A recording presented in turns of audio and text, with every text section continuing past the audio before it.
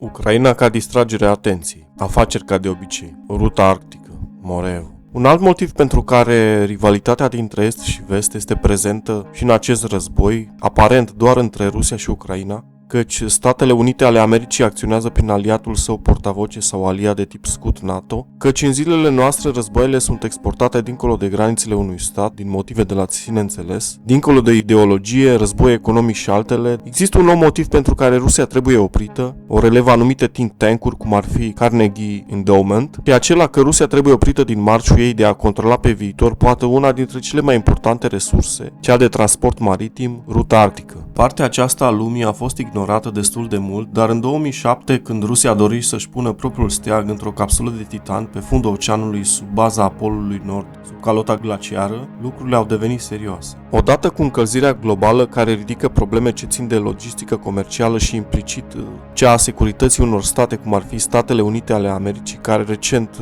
va avea un summit pe această temă denumit Săptămâna Războiului și Climei, după ce a fost sesizată problema într-un raport conform căruia aproximativ 700 de baze americane sunt nepregătite ori sunt în pericol din pricina nivelului ridicat al mării, însă bineînțeles apar și interese tot mai evidente la nivel global cu privire la deschiderea unor rute comerciale noi, inclusiv accesul la resurse noi și care ar schimba pe termen lung geopolitica, prin prisma rolului pe care le-ar juca această rută arctică, care s-ar deschide odată cu creșterea temperaturilor la nivel global. Așa că se consideră că Rusia trebuie oprită, Rusia fiind o țară care de-a lungul istoriei sale a mai fost atacată, însă n-a fost cucerită decât parțial, fiind o țară atât de vastă și de prețioasă în termen de resurse minerale de tot felul, zăcăminte, bazine de apă, etc. Însă nu vom vorbi despre asta acum, căci pe lângă faptul că Rusia nu este atacată cel puțin, nu declarativ, dar există o retorică că trebuie cel puțin oprită parțial măcar, să aibă acces atât în termen de resurse, dar și de posibilitatea ca într-o zi să controleze cea mai mare rută comercială și vă voi explica de ce în cele ce urmează. Ce este această rută arctică și de ce este ea importantă în contextul actual geopolitic, dar și economic? Arctica sau Polul Nord ar lega toate țările din emisfera nordică. Vorbim despre Rusia, Norvegia, Canada, Statele Unite ale Americii, Islanda, Danemarca, Finlanda și Suedia. Însă marea porțiune din acesta ar deține-o Rusia prin granița sa pe care o are cu acest nord înghețat de peste 24.000 de kilometri de ocean, al cărui control ar ridica serioase probleme geopolitice mai ales, dar și de altă natură, odată cu creșterea temperaturilor la nivel global. Încălzirea globală este așteptată să accelereze procesul de dezghețare a calotei glaciare din zona Polului Nord și nu numai, și ar deschide posibilitatea extinderii arealului de extracție a petrolului. Spre exemplu, noile zăcăminte de petrol prezente în nisipurile petrolifere din Rusia, în Siberia mai exact, ce implică costuri colosale de exploatare în acest moment și ce par a fi ținta principală a acestei zone geografice, deși exploatările de gaz, dar și alte resurse ale solului implicând costuri colosale au fost totuși exploatate atât în Rusia, dar și în Canada, Statele Unite ale Americii, dar și în Congo. Este vorba de nisipurile bituminoase, acele mixturi de păcură cu alte substanțe bituminoase și diluanți denumite dilbit în Canada. Genul acesta de resurse exploatate în zonele mai izolate ale globului ar pune în pericol parțial anumite zone din Asia Centrală și ar facilita dezvoltarea anumitor zone din vecinătatea Chinei cu Federația Rusă în viitor, când poate resursele petrolifere ar fi mult diminuate sau dacă s-ar marșa în continuare cu Revoluția Grand New Deal, ori cu deconectarea cel puțin parțială de la gazul rusesc, dar și a altor țări. Spre exemplu, compania italiană Eni are soluții cu privire la energia verde, dar nu se precizează de unde provine acea energie. Chiar zilele acestea, Uniunea Europeană a menționat că în Africa se află o bună parte a soluției pentru deconectarea de la gazul rusesc. Să sperăm că nu va fi Republica Democrată Congo din motive umanitare, adică să se încerce să se evite finanțarea indirectă a unui război și a presupuselor masacre adiacente cu altele, căci Republica Democrată Congo are de departe cel mai sângeros trecut din continentul african, să se înlocuiască o criză umanitară fără precedent cu o alta de pe alt continent. Odată cu deblocarea rutei Mării Nordului, s-ar putea ajunge în viitor mult mai repede decât se face în prezent, mai exact un traseu cu 3115 mile maritime mai puțin. În momentul întocmirii acestui raport al Institutului Arctic, porțiunea cu ghețuri ar fi de doar 1214 mile maritime, porțiune care se pretează în momentul de față a fi spartă doar cu vasele spărgătoare de ghețuri alimentate nuclear, vasele rusești din clasele Arctica, respectiv Taimir, dar și recentul LK-60A sau Project 22.220, iar Rusia plănuiește ca în 2027 să construiască o nouă clasă de spărgătoare de gheață LK-110YA, respectiv LK-120YA, sub umbrela Project 10.510 sau Leader, momentan fiind sigur să se navigheze doar în timpul verii când ghețurile sunt mai subțiri sau lipsesc. Însă în viitor acest lucru s-ar schimba. Sunt 8 națiuni care au pus, să zicem, gând rău Arcticii, fiecare dorindu-și să-și adjudece o porțiune însemnată din felie. Fiecare țară are strategia ei. Statele Unite ale Americii, spre exemplu, marșează timid și deghizată sub diviza protejării mediului înconjurător și a vieții maritime arctice și care sub Joseph Biden nu pare a fi inițiat nimic semnificativ la nivel legislativ, pe când Danemarca, prin regiunile autonome Groenlanda, respectiv insule Feroe, are dispute teritoriale bine definite cu Rusia, dincolo de zona economică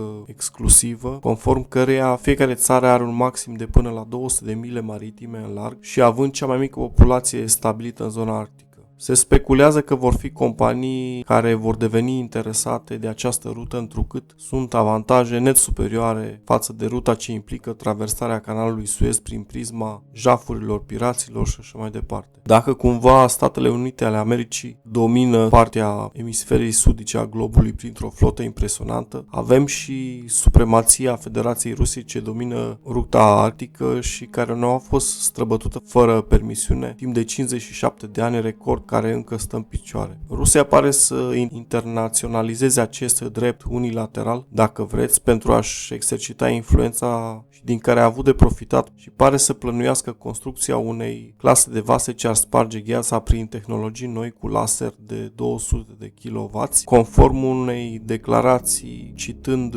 Schwabe Astrophysica National Laser Center. Iar acest lucru, pe lângă altele ce țin de administrația restrictivă a acestei zone, nu este privită cu ochi buni cu siguranță. Este vorba de tot felul de restricții, cum ar fi acela că vasele care tranzitează culoarul sunt responsabile de mediul înconjurător și de eventualele daune cauzate prin trecerea lor, folosirea exclusivă doar de către Rusia a culoarului în scopuri ce țin de comerțul cu produse petroliere de orice fel, dar și altele. Au existat tot felul de reacții la această amenințare, dar și la cerințele tot mai evidente ale comerțului pe rute maritime. Egiptul și-a mărit acum câțiva ani canalul Suez, însă a existat un blocaj pe acest canal deja anul trecut, când întreg comerțul global a avut de suferit timp de 6 zile chinuitoare, perioadă ce părea că nu se mai încheie. Intenția pe care o au statele scandinave, în special Suedia, de manifestarea interesului aderării la NATO, ascunde și ea un interes, ieșirea la ruta arctică sau cel puțin a pasajului nord-estic.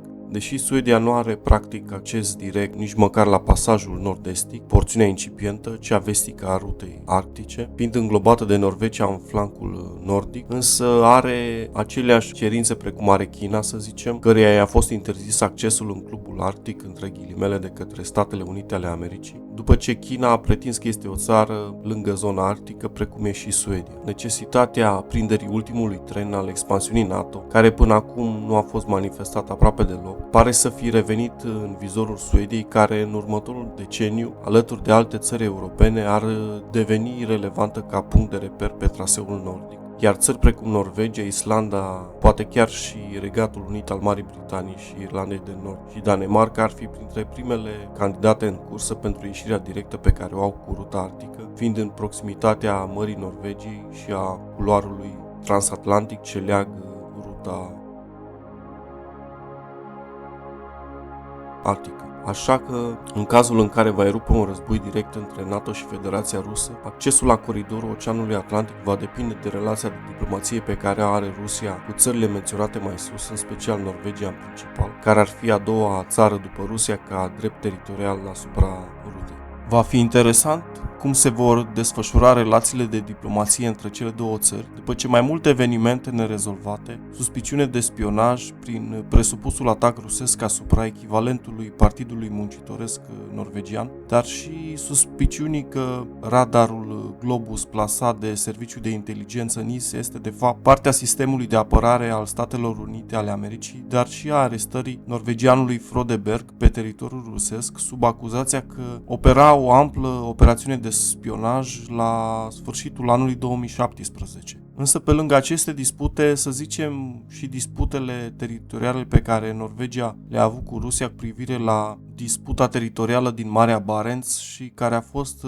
rezolvată, a apărut serialul Netflix cu titlul Occupied, care arată o presupusă ruptură între relațiile de diplomație între cele două țări, iar reacția ambasadorului rus la Oslo menționa, citez: "Este cu siguranță păcat că în anul aniversării a 70 de ani de la victoria din cel de-al doilea război mondial, autorii au uitat aparent contribuția eroică a armatei sovietice la eliberarea nordului Norvegiei de sub ocupatorii naziști, a hotărât în cele mai rele tradiții ale războiului rece pentru a speria spectatorii norvegieni cu amenințarea inexistentă din est." Încheia citat. Rusia a fost foarte precaută în foarte multe rânduri în ceea ce privește potențialele pericole asupra securității interne și a avertizat în mod constant diverse țări când a considerat că este amenințată integritatea teritorială sub diverse forme. Paranoia sau nu, ceea ce se întâmplă în Ucraina acum dovedește că noi, oamenii obișnuiți, avem resurse limitate cu privire la informațiile pe care le accesăm și nu ne putem da seama de profunzimea unor lucruri, întrucât informațiile și știrile trec de foarte multe ori prin filtrul